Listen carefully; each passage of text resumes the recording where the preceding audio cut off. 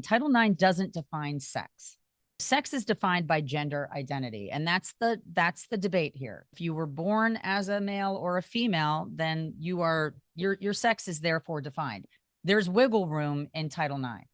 And that's where we need to go back to the drawing board and put in some suggestions that will withstand the test of time we currently have as a problem in women's sports. Bring it on! Welcome to Girls Gone Gritty. I'm Farley Boyle. I'm Darian Boyle. And I'm Jennifer Brenius. Collectively, we're two sister-in-laws with our bestie. We don't just talk, we do it. Day, night, mountain, beach, and city. Get ready as we bring gratitude and attitude to everything we do. We jump in head first, unafraid, and we're all in all the time. We bring it on and get it on each week, diving deep into authentic, unscripted conversations on just about everything. So let's get gritty. Bring it on!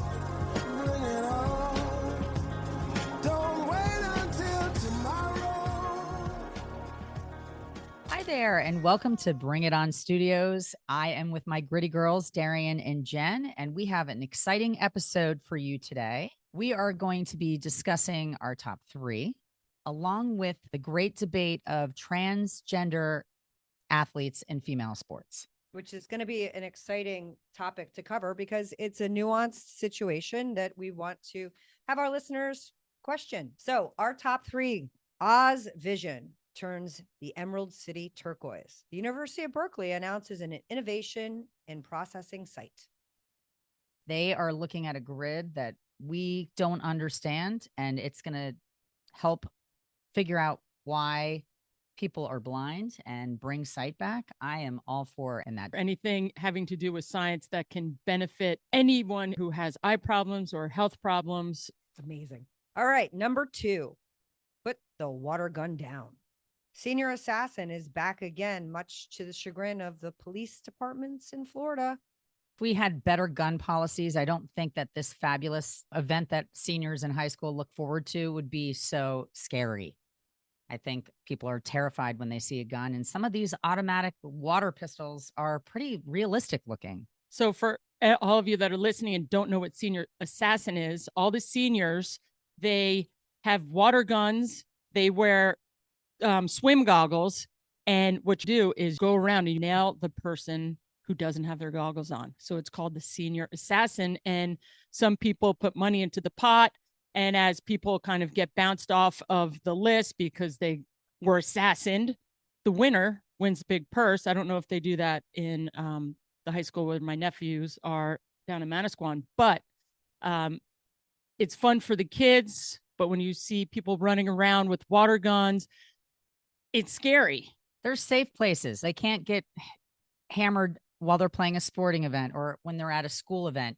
So there are times that it's on and there's times that it's off. But the way that the kids do it in Rumson, New Jersey, we had people laying out in bushes ready to assassinate my daughters, and they look alike. So one would send the other out the door first just to see if she would get splattered.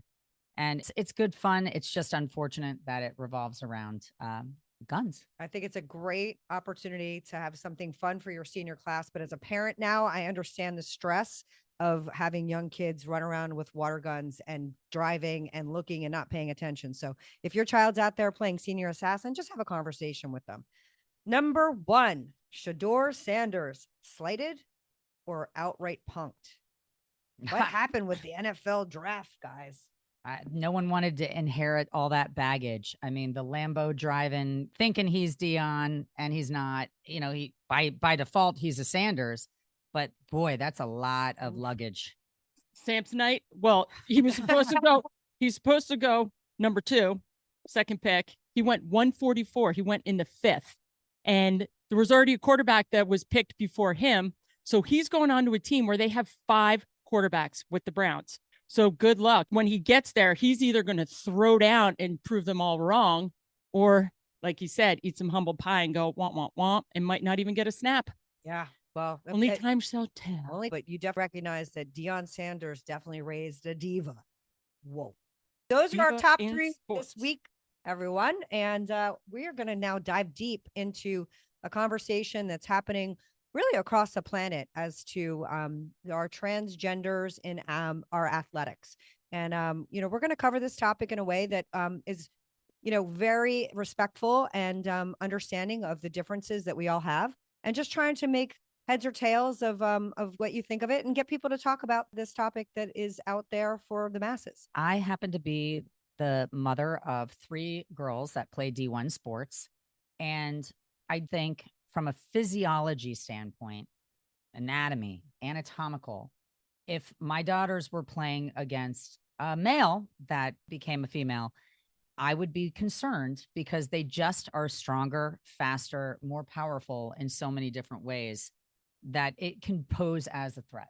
And it's not fair that you'd have to compete against somebody that already is anatomically superior. And you see it when in puberty. We're all athletes as growing up. I remember being faster than most of the boys, what I perceived at that time to be a lot of my life up until 7th grade. And the onset of puberty happens. There's biological changes that make us inherently different for very obvious reasons. That being neither here nor there, that's a fact. Well, I played boys lacrosse. They didn't have women's lacrosse at that time. So I played boys lacrosse 6th, 7th, and 8th grade. And I had to face off against my brother. I may have said this before. And I remember just like getting upset with him, and we get on the field facing off, and then I like slash him. And now if the tables were turned, if it was in high school and that happened and he slashed me, I would have really been hurt. And that's the problem. And I have a lot of friends that have unbelievable hockey players that are females, and they have skated with all the boys and they've been on boy teams. But it gets to the point where in high school, they can't compete because the boys, want to make a statement like, you don't belong out here. And then they're just checking them, and they're physically not even aware of the difference. Can slam somebody. We can slam you too, but it's just not going to be the same momentum. I played boys ice hockey. I would play pond hockey with all my brothers. And so I played pond hockey, and I was always the only girl. And luckily I had my brothers for defense. I was fast and I'm strong at that time. This one kid, every time we got on the ice, he would come over and check me. So one time leaned into him as hard as I could and tried to bounce him off the ice, and it hit him and just fell back. And then my brother came and beat him up, but I had no shot. I had no shot once they started checking. So when you're put into the arena with someone that's on an even playing field, you're the strongest. Serena Williams, she's the strongest in tennis. If she had to play against the strongest man in tennis, there's no competition. And who wants to be hit by one of those balls going 100+ miles an hour? Let's just talk about the unfair physiology on that note. 40 to 50% stronger, their upper limbs, men. Okay. 20 to 40% stronger than women, their lower limb strength. 12 kilograms more of skeletal muscle mass, male versus female hand grips. Just think about going and shaking a guy's hand and having him squeeze the crap out of it. I think I've got a strong handshake. There's just things that do not add up when you do the math. Right. And they have bigger lungs. They have higher hemoglobin concentration. They have larger hearts. They pump a greater blood volume. Everything is bigger. Their hands, their feet, all these things matter when you are competing. I fully support the LGBTQ movement, and Absolutely. everybody should be who they are, stay in their lane. I support them, and you be you, I will be me. Look, all these sports have grown. It took forever for women to get recognition in sports. Tennis, just recently, all the pro women are getting the same purse as the men. So it's been years and years. In ski racing, when I started, women got no recognition. You didn't get the same TV time. You didn't get the same sponsorship. You didn't get the same purses, et cetera, et cetera. So over time, you fought your way into trying to get the sponsorship. More women started coming to the sport. So you got recognition. And then all of a sudden the sport grew. The stands are getting fuller. Look at basketball. Caitlyn Jenner basketball right now. The stadiums are full. People are watching the games. Caitlyn Jenner was a good Freudian slip. So no, but Caitlyn Jenner, when she's saying that, look, I don't agree with it, then there's something wrong. So my thinking is you need to have an open division. And hey, open it up.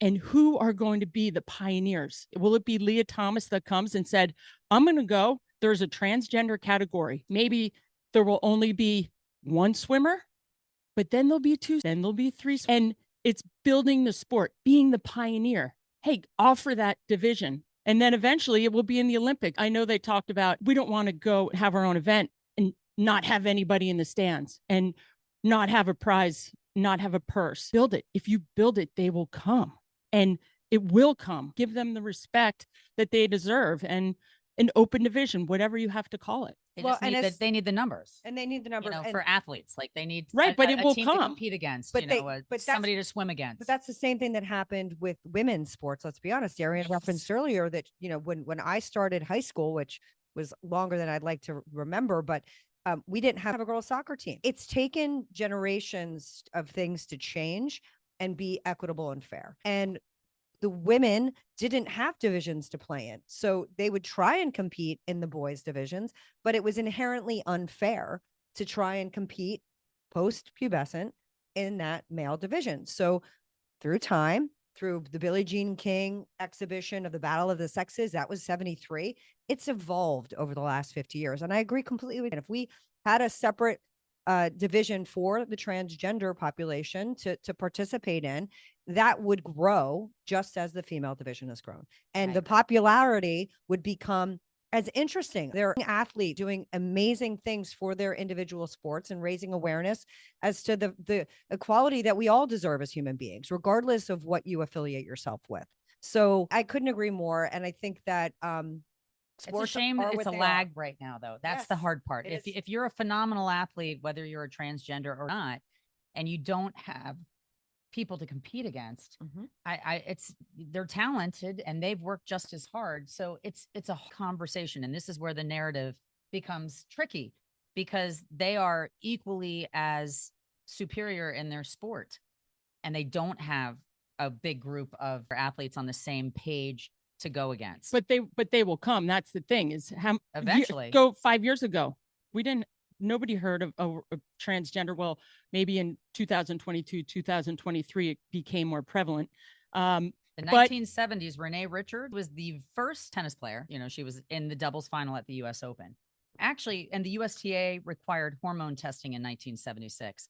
It's been around. There have been people dealing with this for years and years. And finally, it became a topic that was made on an even playing field. We've made a lot of advances on their behalf, and equality movements have supported them. Title IX is very supportive, and then it's also counterproductive. They need to go back and revisit what Title IX was created for because of the advancements with the transgender population. It's tricky. I feel sorry for these talented athletes out there right now that don't have a division that's filled with other athletes that are like-minded. Well, like I said, I played boys lacrosse. I raced on the men's ski team for Montclair High School because they didn't have a women's team. And then you fast forward, you put in the time, you don't care because you love it and you're passionate about a sport and you want to be the best and you want a venue to compete. Right now, it's a tipping point. Be the pioneer. Go out there and put your foot down and say, I want a category then. If you're not going to work with me, we're going to find a group of people that will come. Because more and more people are out there wanting to compete that are transgender Worldwide. and it's Yep. worldwide. That's why So they the set the Olympics stage. is a hot topic. Right. So the Olympics is huge for that. I mean, look at the jiu-jitsu winner last year. If you're fencing or you're boxing or you're doing something of that nature against women and you're a transgender female, you are at an advantage. And that's the point that I think makes the most sense that we can all relate to, no matter, you know, if you're pro or against. When it comes down to physiology, it's stressful. There's a phenomenal volleyball player, and she didn't make a name for herself for several years. She was kind of just in the middle of the barrel, but by her senior year, she started really honing her skill. She was an outside hitter. She can hit the ball 60 miles an hour, and she hit a couple players square in the face, and it was a problem because she was not playing with a fair playing field. You know? Well, in 2023, Peyton McNabb, she was playing high school volleyball and suffered severe neck injuries resulting in long-term concussion symptoms.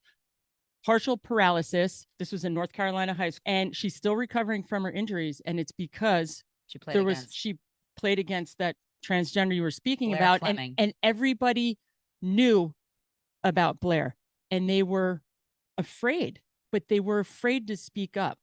That North Carolina Athletic Association allowed biological males to compete against biological females. And Peyton says her life will never be the same because she wanted to go play sports in college and she's not. There's a movie that just came out called The Kill Shot, and it created by the Independent Women's Forum. And she's sharing her story. Pat Boyle hit me in the face playing volleyball and he spiked one at me, I would be laid out. If I hit Pat Boyle in the face with a spike, because we're both volleyball You'd be laid out for another reason. I would be laid out. It's just tough. The problem with Title IX doesn't define sex. Sex is defined by gender identity. And that's the debate here. If you were born as a male or a female, then your sex is therefore defined. There's wiggle room in Title IX. And that's where we need to go back to the drawing board and put in some suggestions that will withstand the test of time we currently have as a problem in women's sports. We referenced it last week in our episode with countries trying to tighten up the language, which is the That's issue what it too. is. It's the gender versus sex, and gender and sex were blurred, and the UK just passed a law. And so I think that's really what's at the crux of the conversation too. What exactly does it mean? And law and legality is a fluid thing as society changes. Women weren't allowed to vote not that long ago. Women were not able to participate in sports not that long ago. Things have to evolve and change. If we can evolve and change for females, for Black humans that were segregated not that long ago. There are things that have changed in society as our moral compass recognizes that we're being unfair to our fellow human man. That's Equal protection is buzzword. What many people have suggested is that you go off of what is printed on a birth certificate at birth. That makes sense. That is the way it is, and that can't be argued against. And therefore, that is what should stand and define sex. Well, some of them have both chromosomes. So there's also that gray area. So do you go by this? You have to go by the stronger chromosome. And I know that and right before the 2024 Paris Olympics, the transgender athletes face increased restrictions ahead of the Olympics because the IOC decided they have to have their transition completed before the age of 12 in order to compete. So that goes with what you're saying. wow, that's young. And that's right before the Olympic last year. And that's why there were several transgender athletes competing in the Olympics. So, look, see, I understand that. We have friends that as soon as one of their twins came out of the womb, identified as a boy. And it was very clear. The sister was always in pink and he was in blue. Call him he because he is a male now. But there was no question as to who he felt like he just was trapped in a female body and started the transitioning at an early age. I do believe that if there's somebody that comes out and they feel like they are in the wrong body, by all means, I would try to make that happen with counseling. I would try to expedite the process. So I do understand it happening at young ages for certain people, but I also am afraid that when you go through this phase of being a kid that doesn't even know who they really are yet, what is the proper timeline? How do you go about making the decision and supporting somebody that wants to go in that direction? If they're flirting with it, it's a very unique and individual decision to make, but I totally understand why people would start at an early age. I think when we take it back to sports, you're talking about an athlete, a man, or a female. You don't see females going to transition to a male and going to go jump in the ring with Mike Tyson. You don't see that. You don't see it in the NFL. You don't see them in the NBA. We have to see dual right. athletes. Yes, you'll you see, will. you'll see some, There is a some dual different fencing, and they're Yep. dual athletes. We had the nicest guy for 10 years that lived in our apartment. And slowly she went through the transition and we supported her for years as she transitioned. And now you have this beautiful woman and she's so sweet. She's the strongest person that I have ever met. We had to move a couch out of the back of our pickup truck. And I had one end and I couldn't carry it. She basically carried this whole couch by herself. I would not want to get in any ring with her or compete against her. She's just physically stronger than me. And they have a 50% greater weightlifting ability. If you use the NHS average size for men and women, they're 35% greater weightlifting ability in weighted matched events.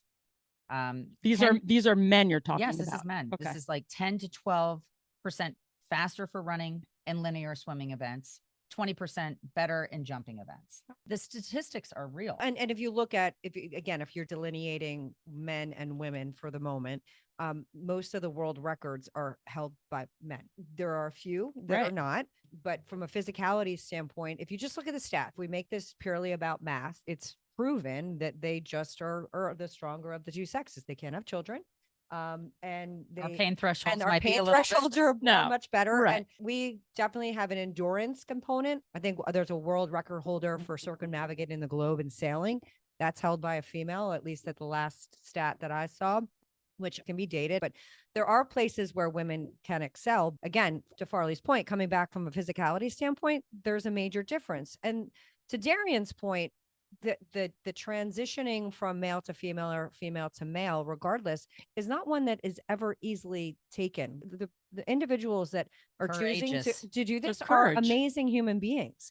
And that's why I feel that they're deserving of their own category to compete. Male-born golfer Haley Davison dominated in the women's NXXT golf tournament, just went in and dominated. It's just an unfair advantage because as far as a woman can hit their driver, a man's going to supersize it. My point is that there's endless stories. You have the Canadian female boxer who withdrew from fighting against a transgender in the championship match. Her opponent, Maya Walmsley, was a male at birth, but she withdrew. So here you have all these stories. All these athletes could go and have the courage and say, I want my own event. And you will find someone to box. You will find someone to race against. Only because we did it as women, it took a long time. You had to set the stage. You had to say, I'm going to do it because I love it. I don't care that nobody's watching me. I don't care if I don't get sponsors. I'm going to compete because I'm going to train just as hard as the men, just as hard as the women. And I am owed this opportunity. And I just hope that there's pioneers out there that will go dive head in, because I think it will start a great trend. And as long as it's not somebody that is trying to transition because they think that they have a better opportunity on the other side. And that's been a big topic of discussion, unfortunately. I can't imagine transitioning just so that I could potentially win a gold medal. But it's for some people that could actually be the deciding factor. And that's a real situation. Well, sports have the power to change lives, especially if you're up on like the biggest stage ever with a gold medal. And it's however you have to get there. There needs to be more opportunity, I think, for people I read something out there. But that's why the money is important, because let's be honest. But it will come. If you have, but I'm saying if you create another category, look at the opportunity that the LGBTQ community has with just marketing them advertising them as their own brand. There is tremendous potential, I believe, in adding an additional category from a monetary opportunity. Yes. It would be adding to the events that we already have, not taking away. It would be adding to it. Its sponsors, I think, would drop in. You had the Paralympics.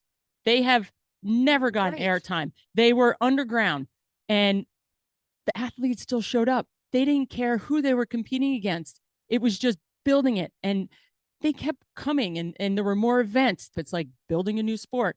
And then all of a sudden, now they have airtime. They have the Paralympics are huge. They're enormous. I have a ton of friends that are competing in it. And it's the ones who took the time to say, you know what? I'm diving in because I love what I'm doing. And the money will come and the sponsorship will come. But they need to be given the opportunity. Don't do a sport because you want to get famous. I want to be the best in the world. And you get someone like Caitlyn Jenner, who agrees that trans athletes need to stay out of women's sports, saying, quote, quote, it's just not fair. And for her to say that, who is Well, Like, look at what she did. When I read about that whole story, he basically said his whole entire life, he persecuted himself. He wanted to be Caitlin. And he said that to shut the noise out of his head, it's why he believes that he was the athlete that he became. And his successes became evident because he was trying to kind of diffuse what was eventually going to become who he is. But that's why he said, I trained harder. I was able to focus. I had grit because I wanted to get out of my own head. And when I was competing, I was the best version of me that wasn't confused. And I think he did it the right way because he was true to himself in that his athletic as a man, being able to perform, did everything that he wanted to and then some, and then transitioned afterwards. And I give a lot of credit to a lot of the athletes that are also doing something similar. They're going through life in their body as who they are, and they are playing their sport and they're doing what they excel at, and then they're transitioning afterwards. And there's a lot of stories about those athletes that were very successful out there, and then they transitioned afterwards. It's just, it's a debate that's always going to be a debate. Yeah, no, it's true. But it's hats off to everybody out there who's getting in the fields and trans people make up 1 to 2% of the population and less than 0.002% in the United States. And Olympians are 0.001%. So it's small percentages, but the percentages are growing. And on the world level, obviously, that's probably a bigger scale, which is the Olympics. right. Yeah. And listen, if you are challenged in life, a lot of times they show that the people that have adversarial situations as youngsters actually figure out a way to be stronger and faster and better because of the challenges that they were given when they're younger. So I think there's great opportunities for these athletes to again, step onto the world stage, make a market for what they're doing. They're pretty phenomenal people. Yeah. So There are a lot of pioneers out there that have grinded it out, put the time in, and they're successful and they created a sport. And I said it before, Who's gonna be gravity the games. unicorn? I've been part of it my whole life, playing on the men's team, playing against the boys, pioneering 2 sports, ski cross and women's free skiing, putting my foot down saying, no, I'm not competing against the boys in a ski cross. Then they gave us our own event. We didn't get the same purse that the men's got, but eventually we did. So hopefully this category can be created and give all these athletes out there the opportunity to go compete and showcase their skills, and who will be the pioneer, who will be that person, and what sports will be out there that will set the stage. yeah, because And these people, when we talk about They these will people come. have got grit. Yes. Let's be God. like they have Beyond. got grit. Yes. So Mm-hmm. that's a great conversation. I love having these deep dive conversations with you about people that are really embodying what we like to be here on Girls Gone Gritty. So it's going to be a tough got grit person we're talking about after all of these gritty topics, and following our got grit winner of last week, which was Pope Francis, who we're still celebrating and we will celebrate for a long time. But who are we following my this goodness. week, Dee? You know what? What was the most amazing part of what Pope Francis did was his final letter. And from the And hospital. it just still head to toe goosebumps. The priest read it for Sunday Mass, and it hits your soul. It's so simple and And so it was profound. so simple. Yeah. And he was so kind to every human. I mean, what he did for the population of transgender and inclusion and different religions He was so is exactly what we need more of on this planet. Yeah. So maybe we could put that up on Yes. the website, and everyone should come or Google it, because we will it definitely was put so- the final his so final special. thoughts. His final thoughts. How And the hospital is an equal playing field yes, for everyone. and that's it's all about equality, and that's what we're talking That's about, exactly and it. that's what we talked about today. It's equality. And if the opportunity is not there for you now, find a way to give yourself that opportunity. Bring your friends in and make it happen. Be the pioneer out there. Getting jiggy with it. So we're going to go to the Got Grit winner. This family that was in Seligman, Arizona, So they have a 2-year-old boy, little blonde-haired boy. So, and they live out in the middle of like deep forest, lion country, wildlife. And Buford the dog, this big giant Great Pyrenees, who just ran around the property, just protecting, keeping all the wildlife out from this beautiful little boy. Beautiful boy goes missing. So they send out helicopters, 4x4s, ATVs. They have scouts, they have dogs, they have everything. Now, mind you, as a parent, you're like, what is out there? You know what's out there. You hear them at night. So it happens on a Tuesday night. Wednesday morning, they find him. Buford, the dog, finds the boy sleeping next to a tree and curls up next to him. And how far away from home? It was 7 miles. 7 miles. 7 miles. I mean, 7 it must- miles. He was It 2 must have year been a old. windy day. You know how Mhm. wind takes You little people? follow it. And he was sleeping. The dog found him. So Buford the dog. It's Buford the Oh, dog. I know. Buford. And Great Pyrenees. I mean, they're like giant, beautiful, This beautiful, is why, like wolf Sounder dogs. and Old Yeller and all these fabulous stories about dogs, they are heroes. And Buford loved his little man. Yeah. 2-year-old's little. Well, I'm going to move us now into our music segment. And again, we like to give you something that may not be on your playlist. And again, you can always find it on our playlist on Spotify. So the lyric is, to be humble, to be kind. It is the giving of the peace in your mind. To a stranger, to a friend, to give in such a way that has no end. We are love. We are one. We are how we treat each other when the day is done. We are peace. We are war. We are how we treat each other and nothing more. That is fantastic. Nice. One of my I mean, favorites. the lyrics are just, once again, spot on. So that's actually Alternate Roots with a special little guest appearance by Lily Costner, who is Kevin Costner's daughter. Amazing song just about what we're talking about here, about how to treat one another and be kind and What's it called? inclusive. Nothing more. Not by Alternate Roots.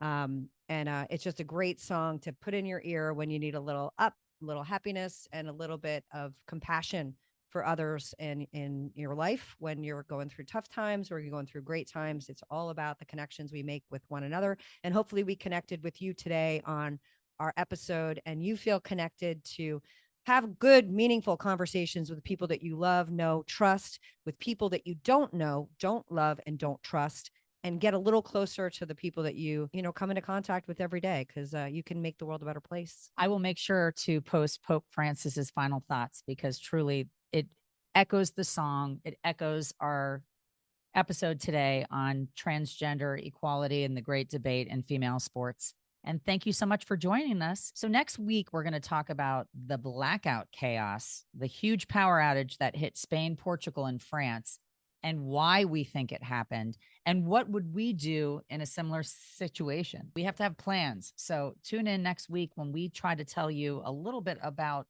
our plans in an emergency crisis, being prepared. I was watching 0 Day. It's a series on Netflix. For those of you that are into the binging thing, I've only seen one episode, but it touches on this cyber attack ideology, and it's a real concern. How often does your phone glitch and everybody's glitching It's the on same day? Fire all the time. And we're way too reliant on it. So All right, tune in next week. Thank you for tuning in to another episode of Girls Gone Gritty. You can check us out on Instagram and Facebook. If this episode hits home, share it with someone who needs to get gritty. The 3 Gs. We'll see you next week. Peace out.